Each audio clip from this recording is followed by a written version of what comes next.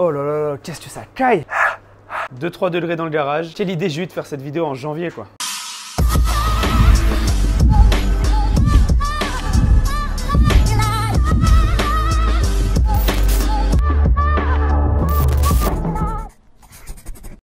Hola tout le monde, c'est Aladin et aujourd'hui on se retrouve dans mon garage pour la première fois. Donc désolé s'il y a le bruit de la machine à laver à côté. Voilà, je pense que vous l'avez compris sur Instagram, je suis également un grand passionné de bricolage. Et ça fait un peu plus d'un an que je regarde des vidéos sur YouTube de ce qu'on appelle des river tables. Donc en fait c'est tout simplement des tables avec des super beaux morceaux de bois massif dans lesquels on a coulé de la résine époxy. Et j'ai toujours rêvé d'avoir la mienne, mais jusqu'à maintenant j'ai jamais vraiment eu le courage de me lancer. Là je me suis dit ça y est, 2019, une de tes résolutions c'est de te faire ta river table. Et le plus difficile dans ce projet, trouver du beau bois. Parce que dans toutes les vidéos des Américains et des Canadiens que j'ai regardé, ils ont des super gros morceaux de bois massif comme ça, c'est carrément des tranches d'arbres, sauf que forcément les arbres qu'ils ont au Canada c'est pas nos arbres à nous. Je vais vous faire défiler quelques exemples de tables qui font rêver. Mais honnêtement je ne sais vraiment pas où trouver ce magnifique bois exotique en France. Puis je me baladais chez Action, super magasin low cost, et là je suis tombé sur ces plateaux en teck massif. Ils sont pas très épais, ils font seulement 3 cm d'épaisseur et je m'en suis pris quelques-uns, j'en ai pris 9 en tout. Et en fait j'ai comme idée d'étaler ces 9 plateaux de teck et de couler ma résine entre ces plateaux justement pour en faire un grand bureau. Alors premièrement j'ai jamais vu un tel projet, ni sur YouTube ni sur Instagram. Deuxièmement j'ai jamais utilisé de la résine époxy de ma vie. Et troisièmement c'est vraiment pas mon métier, je suis juste un passionné de bricolage. Bon allez c'est parti, maintenant je vais vous expliquer comment je vais réaliser ça. Alors avant toute chose il est important de travailler avec du bois qui est plat, autrement dit dégauchi. Et là on peut voir que c'est pas trop ça. Donc vu que j'ai pas les outils adéquats pour mettre ce bois à plat, c'est-à-dire une raboteuse dégauchisseuse, j'ai construit ce cadre là donc tout simplement avec du mélaminé de récupération. Je vais me servir d'une défonceuse.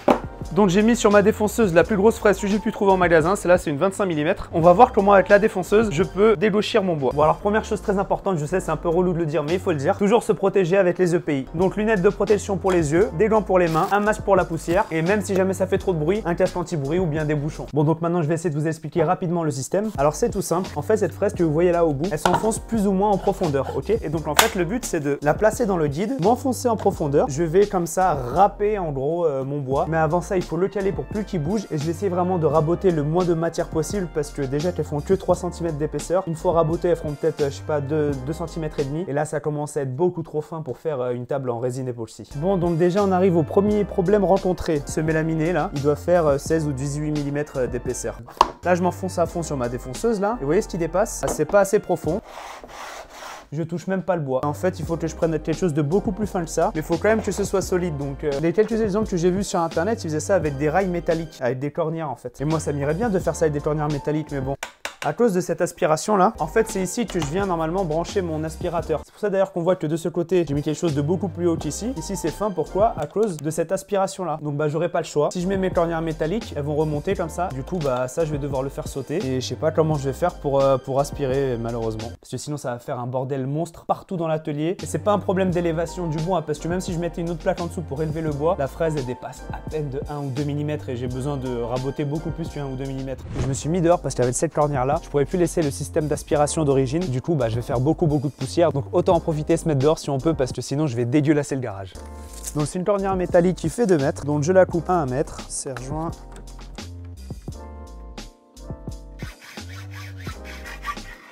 Ok, donc ça y est, la nouvelle installation est prête. Du coup, j'ai pris mes 2 cornières, j'ai rajouté ces bouts de bois. J'ai fait des petits angles ici sur les côtés pour que ça puisse rentrer pile dans l'angle. Ça, du coup, ça glisse parfaitement bien. J'ai fait une première passe juste pour tester parce que j'ai jamais utilisé ça de ma vie. Et en fait, ça rentre plutôt bien. Là, on voit que j'ai fait une première rainure et ça passe super bien et le résultat est tout plat. Donc franchement, j'en suis super content.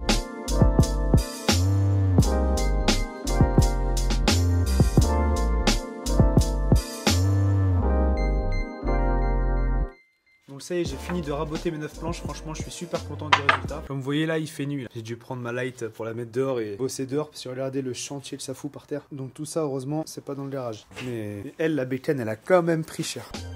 Il va falloir nettoyer tout ça après. Maintenant il est temps de faire le coffrage. On va faire un coffrage ici avec du mélaminé que j'ai acheté chez Weldom qui était en pleine liquidation, regardez. 3 € le plateau de mélaminé.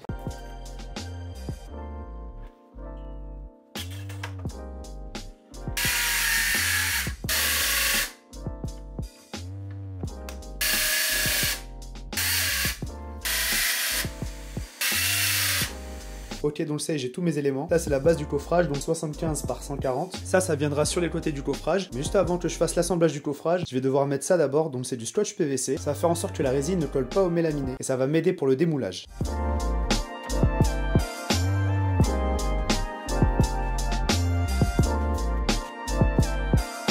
j'ai la haine, il me manquait un peu de scotch orange, du coup bah, j'ai dû finir avec du scotch noir. J'espère que ça va pas changer grand chose.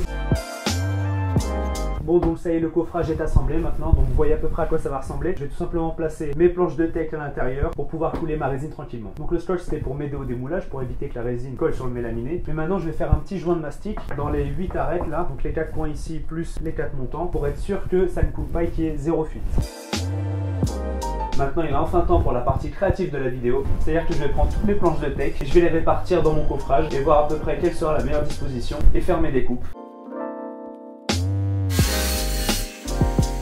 Maintenant la prochaine étape ça va être de créer des cales pour surélever ces planches en teck parce que là elles font que 2,5 cm d'épaisseur et je pense que ça va pas être assez costaud pour mon bureau, du coup il va falloir que je les surélève. Je pense que je vais utiliser ce bois là, c'est du MDF de 1 cm d'épaisseur que je vais tout simplement coller sous mes planches en teck et quand je vais couler ma résine époxy, elle va tout simplement glisser sous mes planches en teck. Donc là j'aurai vraiment une surface bien costaud, donc il y aura 1 cm de résine époxy sur toute la surface et 2 cm et demi pour couvrir jusqu'au teck. Donc en tout j'aurai en fait un bureau de 3,5 cm. Là je pense que ce sera beaucoup plus costaud.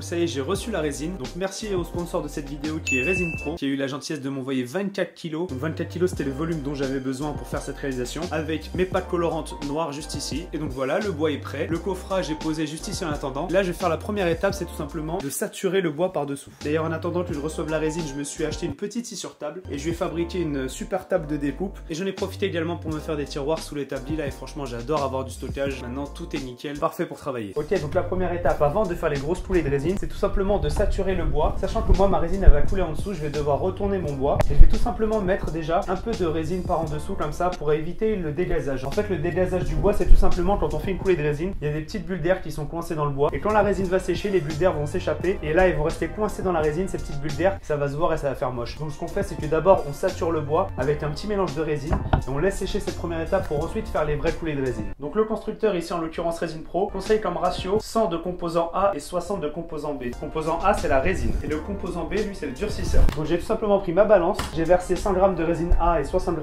de durcisseur B, j'ai mélangé pendant 3-4 minutes avec ces petits bâtonnets en bois et j'ai laissé reposer déjà depuis 10 minutes, je vous ai épargné ça en vidéo.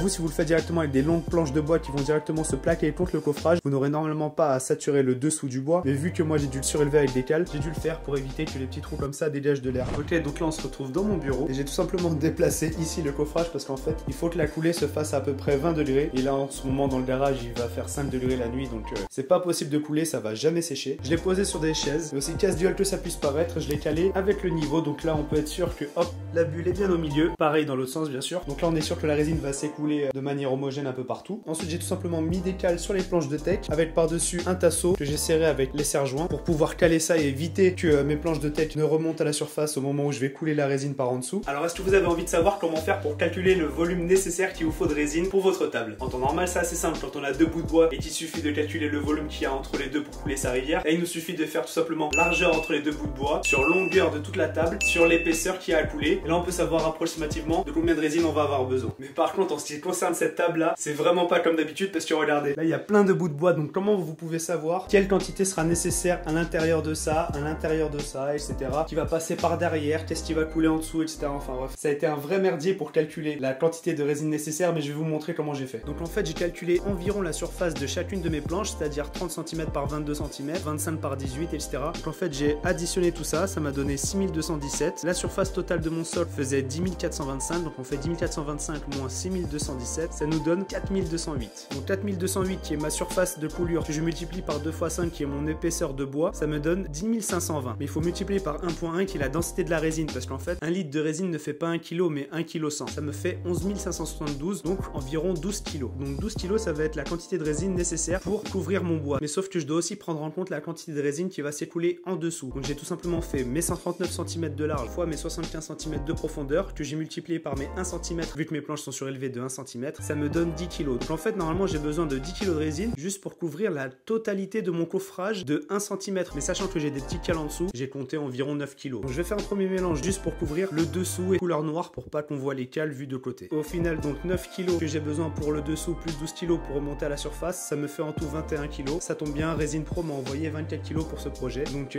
ça fait pas mal de résine à couler.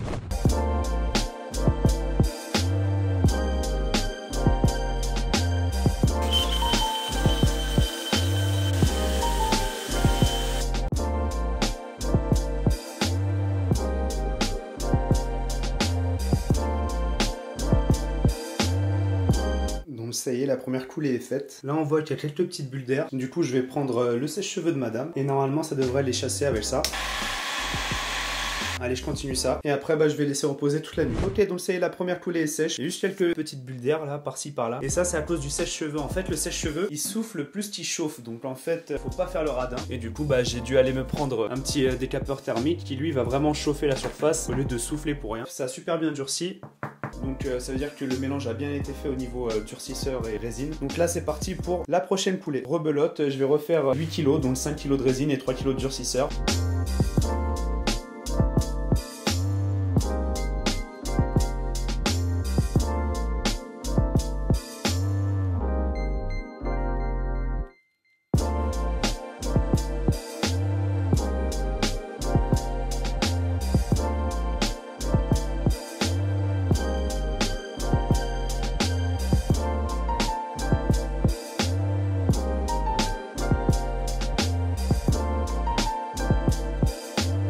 Là j'espère qu'on voit bien les petites bulles qu'on voit un peu partout là. Et normalement avec le décapeur ça devrait mieux partir qu'avec le sèche-cheveux. Et la réponse est oui. Ça fait une super surface.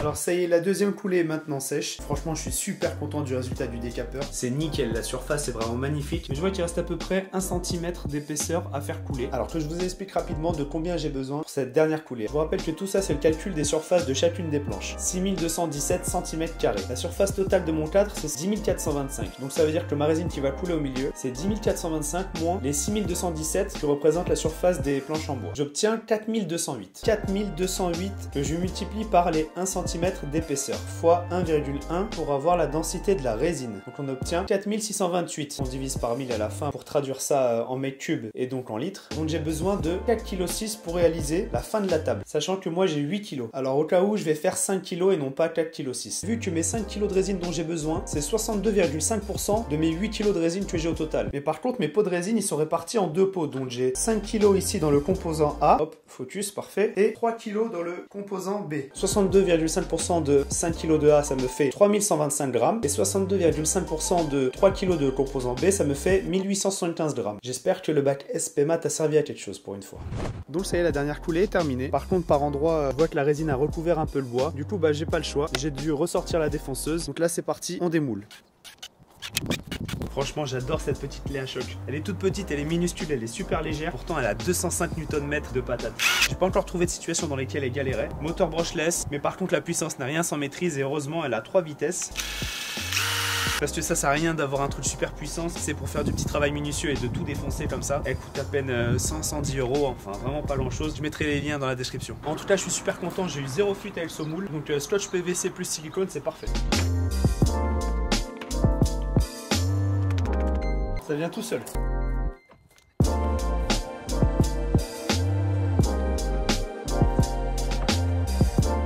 Je suis super content, elle s'est démoulée sans aucune casse. Donc je vais repasser un coup de défonceuse un peu partout. Et pour ça, je vais utiliser un des côtés de mon coffrage qui est très propre. Sauf que là, il est à 8 cm. Je vais tout simplement couper cette planche-là en deux, c'est-à-dire deux morceaux de 4 cm.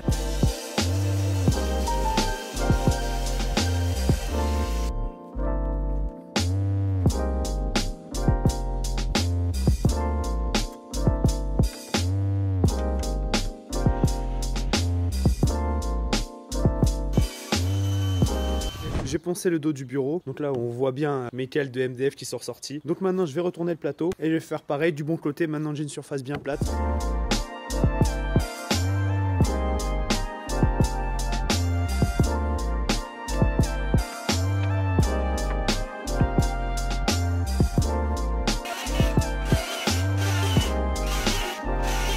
voyez pourquoi je repasse un coup à la défonceuse? Parce que regardez, la résine elle avait un peu couvert le bois. Du coup quand je repasse à la défonceuse, je reprends tout ça. Pareil ici. Bon, par contre, cette opération fait un peu de copeaux. Ne faites pas ça à l'intérieur, vous allez tout dégueulasser. Regardez. Oh là là.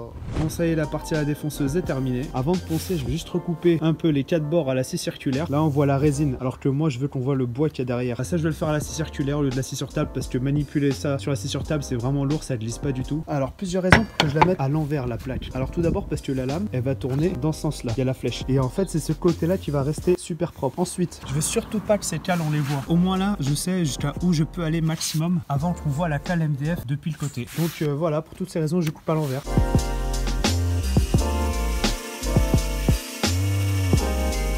Et voilà, du coup maintenant en faisant ça, j'ai le bois qui apparaît sur le côté au lieu d'avoir que la résine quoi. Et en plus j'ai un magnifique nœud ici, donc superbe. Voilà, maintenant pour couper le reste des côtés, bien évidemment je vais utiliser l'équerre. Ça y est, j'ai poncé tout au 120. Bon, je vous ai épargné la phase de ponçage, hein. Regardez tous les disques que j'ai utilisés, donc franchement c'était très long, ça a dû me prendre au moins 3-4 heures. C'est une phase chiante mais qui est vraiment indispensable si on veut avoir un résultat nickel. Je vais arrondir un peu ces arêtes là parce que même si c'est super joli comme ça, quand je vais poser la main, sachant que c'est un bureau, bah ça va me faire mal au poignet à force cette arête. Alors j'ai décidé de mettre cette fraise là sur la défonceuse pour arrondir un peu mes angles.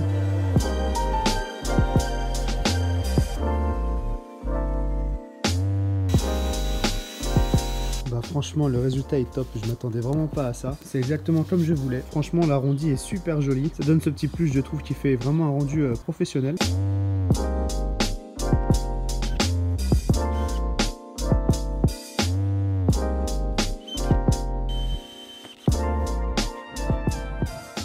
Nickel, même la sortie de trou est super belle.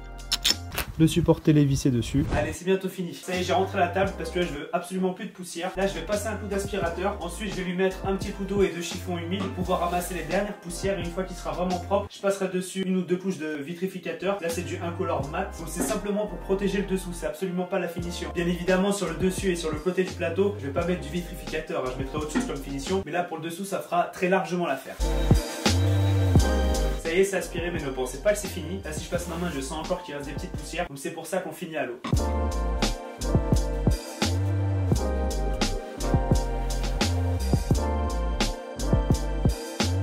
Ça y est, la première couche de vitrificateur est mise. Je pense que j'en ferai une deuxième d'ici quelques heures. Ça suffira, hein, parce que bon, on va pas le voir le dessous. C'est juste vraiment pour protéger la résine. J'ai reçu la finition, donc pour la finition, ce sera du Rubio Monocoat. Je vais en mettre sur le bois, ça c'est sûr. Par contre, pour la résine, je sais pas encore. Déjà, ce que je vais faire pour l'instant, c'est que je vais tout poncer à 180. Et ensuite, on verra si je fais Rubio que sur le bois. Et ensuite, le reste du ponçage, c'est-à-dire avec les grains de 1500, 3000, plus pâte de lustrage sur la résine. Mais bon, ça risque d'être difficile de poncer que la résine sans toucher au bois. Donc j'ai peur de ce que ça va faire, donc on verra. En tout état de cause, déjà, je vais tout poncer à 180, également les angles, etc. Donc c'est parti pour le ponçage.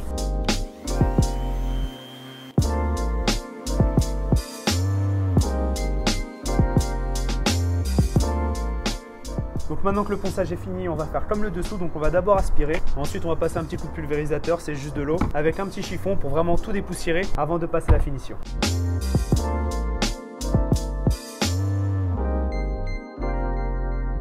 Je vais rentrer maintenant à l'intérieur parce que je veux plus aucune poussière et donc je vais passer ça d'abord dessus. Donc ça s'appelle du préparateur d'intérieur, c'est Rubio Monocoat qui fait ça encore une fois. Donc merci encore à eux de m'avoir envoyé ce produit plus tous les échantillons que vous voyez là. C'est vraiment top de votre part parce que c'est un super produit. Rubio Monocoat pour une seule couche. Pour le ponçage, je me suis arrêté à 180 parce que si on ponce plus haut, les fibres du bois vont trop se fermer et du coup l'huile qu'il y a là ne va pas bien pénétrer et faire ce qu'on appelle la cellulose du bois. Bon, je vais pas vous expliquer le principe parce que j'avoue que moi-même je ne sais pas trop de quoi il s'agit, mais en gros on ponce à 180 maximum pour le bois. La résine on peut monter plus haut bien sûr parce qu'il n'y a pas de cellulose avec la résine. Vu que je veux une finition assez mate, pas trop brillante, je vais passer le Rubio sur toute la table, donc le bois plus la résine. Alors que si jamais je voulais une finition brillante sur le noir, dans ces cas-là, je serais monté avec tous les grains 1500, 3000, etc.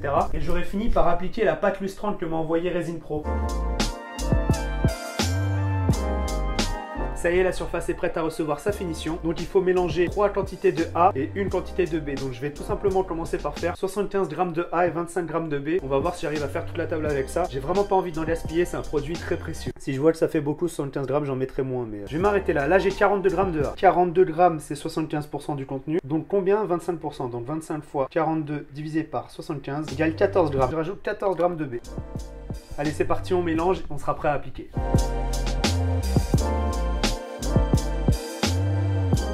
Bon bien je crois que ça y est, le plateau est fini. Putain je suis super content du résultat. Regardez-moi cette couleur sur le bois là, j'adore. En plus moi j'aime bien le fait que toutes les planches ne soient pas de la même couleur. Ça c'est tout simplement parce que même si elles sont de la même essence, c'est-à-dire du teak, elles viennent pas forcément du même arbre les planches. Et du coup c'est pour ça qu'elles ont une couleur différente. Donc encore une fois je tiens vraiment à remercier Resin Pro qui a permis à ce projet de voir le jour. Sans oublier Rubio Monoco qui m'a envoyé tous ces échantillons là. Franchement c'est super cool de votre part. Donc vraiment un grand merci aux deux sponsors de cette vidéo, Resin Pro France et Rubio Monoco de France. Allez maintenant reste plus qu'à l'installer sur le bureau et je vais vous montrer quelques plans.